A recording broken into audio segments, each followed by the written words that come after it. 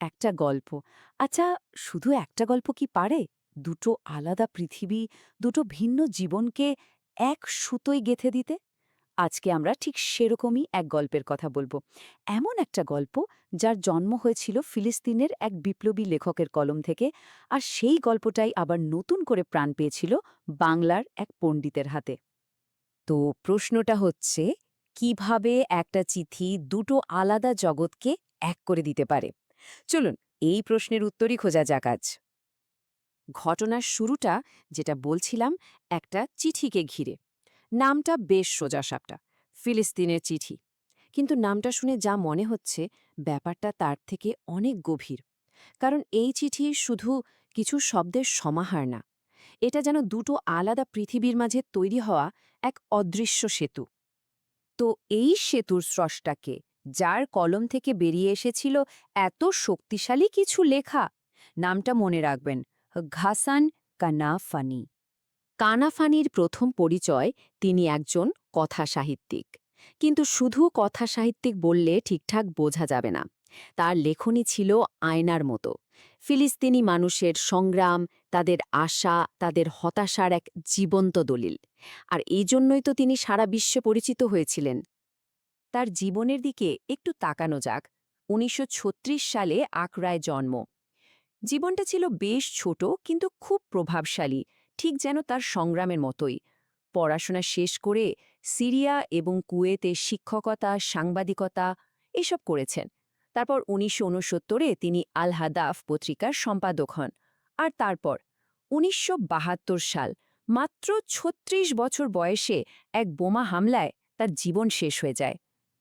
এই যে কানাপানির কথা বলছি, তিনি কিন্তু শুধু কলম ধরাতেই সীমাবদ্ধ ছিলেন না। একদিকে শিল্পী, অন্যদিকে সক্রিয় বিপ্লবী। তো তার জীবনের এই দুটো দিকে এবার একটু আলোকপাত করা যাক। আল হাদাফের কথা তো একটু আগেই বললাম। এটা কিন্তু শুধু নামেই একটা সাপ্তাহিক পত্রিকা ছিল না। আসল ব্যাপারটা হলো, এটা ছিল popular front for the liberation of প্যালেস্টাইনের মুখপত্র। মানে তাদের কথার আওয়াজ। ভাবা যায় কানাফানির রাজনৈতিক আদর্শ কতটা গভীর ছিল। এই যে এত রাজনৈতিক কাজকর্ম, তার পাশাপাশি তার সাহিত্যের জগৎটাও কিন্তু কম বিশাল ছিল না। উপন্যাস, ছোট গল্প, নাটক, প্রবন্ধ, কি লেখেননি তিনি! সাহিত্যের প্রায় সব জায়গায় তার অবাধ বিচরণ। সত্যি বলতে কি, তার সৃজনশীলতার ব্যাপ্তি দেখলে অবাক হতে হয়। এবার আসা যাক আরেকটা ইন্টারেস্টিং প্রশ্নে। কানাপানির এই যে এত শক্তিশালী কণ্ঠস্বর, এটা কি করে সীমানা পেরিয়ে, শুধু সীমানা না, ভাষার বাধা পেরিয়ে বাংলায় এসে পৌঁছল? এই গল্পটাও বেশ মজার। আর এই যাত্রার মূল কারিগর ছিলেন মানবেন্দ্র বন্দ্যোপাধ্যায়। মানবেন্দ্র বন্দ্যোপাধ্যায়, তিনি কিন্তু শুধু অনুবাদক ছিলেন না। শুধু এই পরিচয় তাকে বাঁধা যাবে না। তিনি একজন কবি ছিলেন, প্রাবন্ধিক ছিলেন। সাহিত্যের জগতে তার পরিচয় ছিল নানামুখী, নানা ধরনের। আর এটাই তার কাজকে একটা অন্য মাত্রায় নিয়ে গিয়েছিল। আসল কথাটা হল, বন্দ্যোপাধ্যায় ছিলেন বিশ্ব সাহিত্যের সঙ্গে বাংলা ভাষার এক জোরালো সেতু বন্ধন। ভাবুন একবার, Juan Rulfo, Gabriel Garcia Marquez, Latin আমেরিকার এরকম দিকপাল লেখকদের তিনি বাংলা পাঠকের কাছে এনে দিয়েছিলেন। আর তার অনুবাদের কাজের জন্য তিনি কিন্তু ভারতের সর্বোচ্চ সম্মানগুলোর একটা সাহিত্য একাডেমি পুরস্কারও পেয়েছিলেন। তো এবার একটা মজার কাজ করা যাক। এই যে দুজন কিংবদন্তি, ঘাসান কানাফানি আর মানবেন্দ্র বন্দ্যোপাধ্যায়, তাদের জীবনগুলোকে একটু পাশাপাশি রেখে দেখা যাক। দেখি তাদের মধ্যে কতটা দূরত্ব, আবার কি কি অবাক করার মতো মিলও ছিল।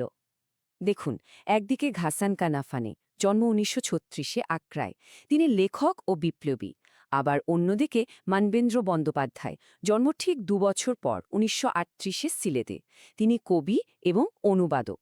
একজনের কর্মক্ষেত্র ফিলিস্তিনের সংগ্রাম, আর একজনের কর্মক্ষেত্র পুরো বিশ্ব সাহিত্য। তাদের জীবনের পরিণতিটাও কত আলাদা। একজন বোমা হামলায় মারা গেলেন, আর একজন সাহিত্য একাডেমি পুরস্কারে সম্মানিত হলেন। ব্যাপারটাকে না এভাবেও ভাবা যেতে পারে।